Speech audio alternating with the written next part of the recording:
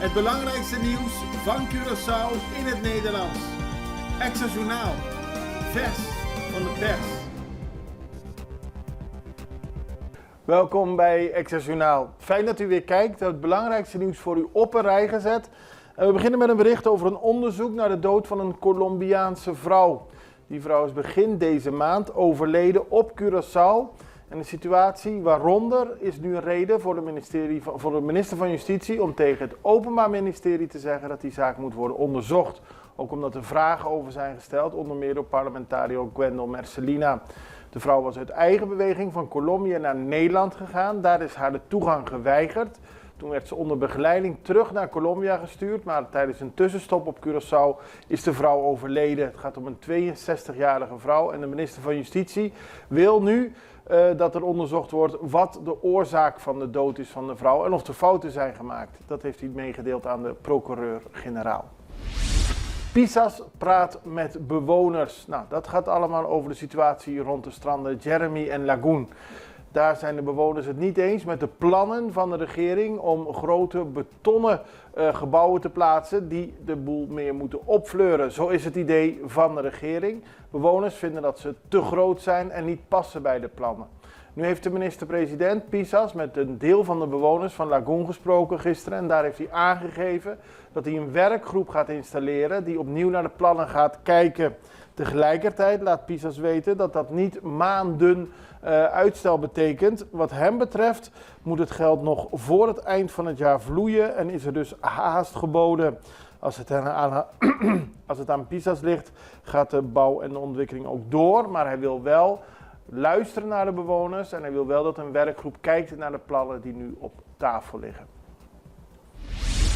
APVO-vergadering over 12,5%. Dat gaat over de strijd die de vakbonden de hele tijd hebben gevoerd, of de hele tijd in de afgelopen weken hebben gevoerd, met de overheid over de korting van 12,5% op de arbeidsvoorwaarden. Die worden weggehaald, maar moest dat nou per 1 januari 2024 of 1 januari 2023 gebeuren? Nou, er is een akkoord bereikt, zo zegt de voorzitter van de APVO, George Hernandez. En morgen om 4 uur nodigt hij alle leden uit bij het APVO-gebouw om uitleg te geven over het bereikte akkoord. Want het heeft ook nog te maken met de betaling van de lump sum en de indexering vanaf 1 januari 2024. Hij wil het morgen allemaal aan de leden uitleggen, maar laat in ieder geval weten dat er een akkoord is bereikt. Aanval HAP heeft negatieve gevolgen, dat zegt de gezondheidsinspecteur Sirvin Kelly gisteren tijdens een behandeling van het onderwerp over de HAP in het parlement. De consequent negatieve aanvallen op de HAP, op de huisartsenpost, heeft negatieve gevolgen. Daar moeten we mee uitkijken, zo zei Kelly. Er zijn wat hem betreft geen mensen overleden wegens gebrekkige behandeling in de huisartsenpost. Hij begrijpt ook de negatieve toonzetting richting de HAP niet. En waarschuwt de bevolking dat we met elkaar om moeten gaan op een redelijke manier. Geloofsbrieven, L'Harmonie Cecilia goedgekeurd. Dat gebeurde in het parlement. De PNP-leider en voormalig minister van SOAW heeft haar geloofsbrieven ingeleverd. En die zijn bekeken door 3 parlementariërs. Dat is goedgekeurd. Nu moet ze nog de eed afleggen bij de gouverneur. En daarna kan ze worden beëdigd als parlementariër. Maar zoals bekend moet dan Elvin Gerard van de PNP opstappen, zodat de leider van zijn partij in het parlement plaats kan nemen. En op die manier richting de verkiezingen van maart volgend jaar ook vanuit het parlement een sterkere oppositie kan voeren. Dat is tenminste de gedachte, maar de eerste stap is al gezet. Brand bij Celicor Corralspecht. Daar moest de brandweer gisteren komen dat er een brand was ontdekt in het vuil bij de verwerkingsplaats in Corralspecht. Dat is geblust en tegelijkertijd maakte Celicor bekend dat in de hele maand september er een enorme grote hoeveelheid afval is ingezameld bij Malpais, de andere afvalstortplaats. Meer dan 200% meer afval dan in september vorig jaar. En dat heeft er natuurlijk allemaal mee te maken dat het nu gratis is. Het gaat om 32 miljoen kilo afval, een enorm aantal dat in september allemaal bij Malpais is gestort. En ook in de maand oktober is het nog gratis. Grote gaten, wegdek Santa Rosaweg, dat heeft onze fotograaf Ramses van Kool gezien. Mensen hadden geklaagd over de grote gaten bij de stoplichten van de Santa Rosaweg. Met de kruising met de Schout bij Nacht Doormanweg. Veel automobilisten hebben geklaagd, want als ze eenmaal in zo'n gat terechtkomen, heeft dat meteen schade aan de banden. En u ziet de beelden dat het misschien niet zo groot lijkt, maar je zou er maar inrijden, dan merk je het vanzelf. We gaan even over naar een break, we zijn zo bij u terug.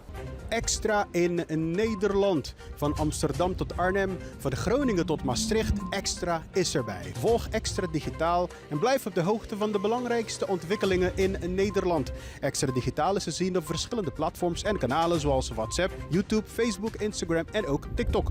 Wilt u ons op de hoogte brengen van een evenement of iets doorgeven? Neem contact op via WhatsApp, e-mail, Facebook of bel gewoon 06 1364 2945. Volg of abonneer je op Extra Digitaal. Klik aan en volg ons.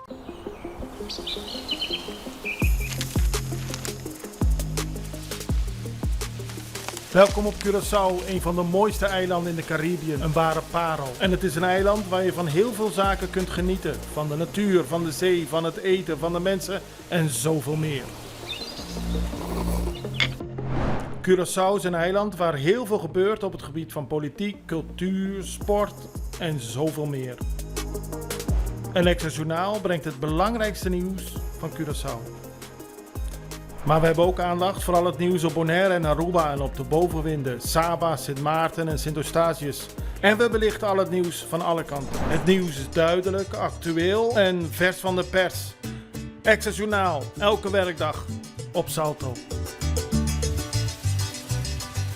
Op Curaçao zijn we de hele dag bezig met het maken van Extra Journaal. Volg ons op je favoriete Amsterdamse zender, Tauro.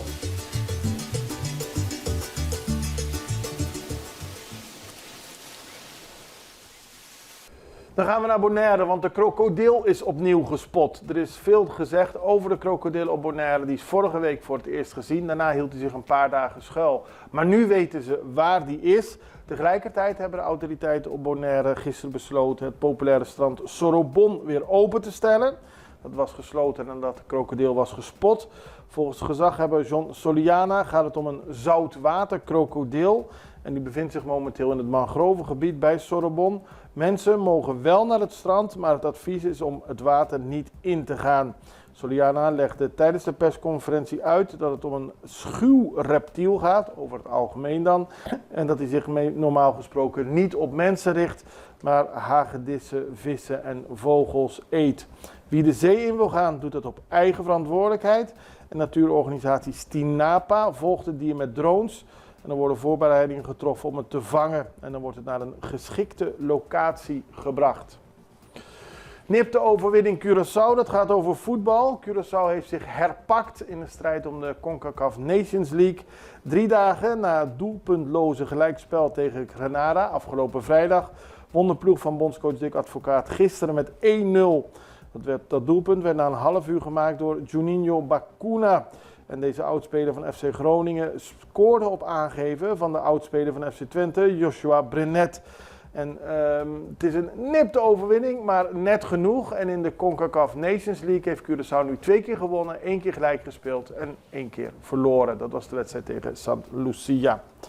En dan gaan we naar Margriet van der Water. We hebben een interview met Margriet van der Water van het Wereld Natuurfonds. Naar aanleiding van een rapport dat onlangs verschenen is over de populatie van wilde dieren. Die is enorm gedaald wereldwijd in de afgelopen 50 jaar, maar vooral in het Caribisch gebied en Latijns-Amerika. En we vroegen aan haar wat de reden is, want dat rapport is redelijk dramatisch als je ziet hoe snel de populatie van wilde dieren is gedaald. Maar eigenlijk is het rapport alarmerend. Hè? Als je die cijfers zo naast elkaar legt, gaat het echt duidelijk minder goed met de wilde dieren in de afgelopen 50 jaar. Dat is een heel groot probleem. En waar het Wereld Natuurfonds zich ook zorgen over maakt, is dat je niet een soort kantelpunt bereikt, waarin er eigenlijk geen herstel meer mogelijk is. Dus als alle populaties te veel in aantallen afnemen, plus de externe drukfactoren die er nog steeds zijn, door menselijk toedoen, door klimaatverandering, ja, dat zorgt ervoor dat zo'n systeem, een bos of het systeem in de zee, instort, ja, en dan heb je eigenlijk bijna niks meer over. En dat heeft natuurlijk ook echt hele grote invloed op onze voedselproductie, bestuivingen van soorten, de gezondheid van het koraal in de zee, de soorten die er leven, de hoeveelheid vis in zee. Dus er zijn heel veel voorbeelden dat als zo'n systeem instort, dat het echt niet alleen desastreus is voor de natuur, maar uiteindelijk ook van de mensen, die natuurlijk toch nog steeds het meeste voedsel uit de natuur zelf haalt. Wat kunnen we eraan doen? Nou, bewustwording is natuurlijk iets heel belangrijks. Er zijn eigenlijk 2 factoren. De voedselproductie, die zou eigenlijk op een andere manier moeten plaatsvinden, waarin meer gekeken wordt hoe je natuurvriendelijk eten kunt verbouwen. Mensen zelf kunnen wellicht meer plantaardig eten, dat helpt ook al. De andere kant moeten we zorgen dat de klimaatverandering binnen beperken blijft. Ja. En dus kunnen we zeg maar zelf energiezuinig omgaan. En kunnen we natuurlijk ook zorgen dat we met z'n allen een beetje druk op de overheden zetten. Dat er meer gekeken moet worden hoe klimaatverandering en de voedselproductie een kleine omslag maakt. Zodat het uiteindelijk beter is voor de natuur en voor de klimaatverandering. De klimaatverandering meer tegengaat. Dat zijn allemaal kleine dingen die we kunnen doen. Van de overheden verwachten we natuurlijk ook dat zij gewoon zich daar bewust van zijn en meer geld, tijd en energie stoppen om dat mogelijk te maken. En dan gaan we nog naar Nicaragua, want daar heeft de president van het land, Daniel Ortega, gesproken over de Israëlische premier. En het is niet de eerste Latijns-Amerikaanse president die fel uithaalt naar Israël. President Maduro van Venezuela haalde onlangs ook in een tv-toespraak uit naar de handelswijze van Israël ten opzichte van de Palestijnen. Daniel Ortega heeft maandag de Israëlische premier Benjamin Netanyahu hard bekritiseerd vanwege de oorlog in Gaza en hem de zoon van de demon genoemd. De devil's son. Hij uitte zijn verontwaardigheid over de Israëlische leider tijdens een ceremonie ter gelegenheid van de 45-jarige verjaardag van de Nicaraguaanse politie. Hij zei onder meer: aan het hoofd van de regering van Israël staat een premier die de zoon van de demon is. Waarom? Omdat hij in de praktijk een beleid van terrorisme voert en Adolf Hitler is. De ceremonie werd bijgewoond door zijn vrouw, vicepremier Rosario Murillo, regeringsfunctionarissen, uniformen en verschillende buitenlandse diplomaten. Volgens Daniel Ortega is Netanyahu slecht bezig ten opzichte van de Palestijnen en beschreef hij de president van Oekraïne, Zelensky, ook als een andere natie. Harde woorden en we houden het voor u in de gaten. Daarmee zijn we aan het einde gekomen van deze aflevering van Extra Journaal. We zijn er morgen weer en ik hoop u ook het allerbeste. Tot ziens. Dag.